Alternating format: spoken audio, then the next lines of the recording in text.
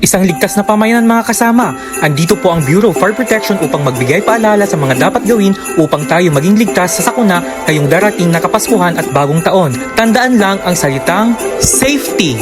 Letter S, sticker dapat may tunay na ICC sticker ang gagamiting Christmas lights sa ating mga tahanan. Alamin ang designated community fireworks display area sa inyong lugar mula sa mga kinauukulan. Flying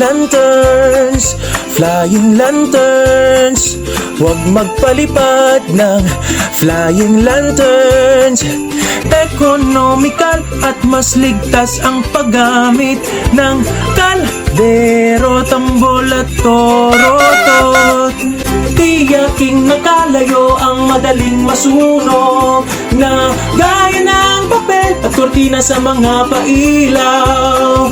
Tiyakin natin ang bawat isa sa pag-obserba ng ligtas na paggunita ng Pasko, ng Pasko, ng Pasko at ng bago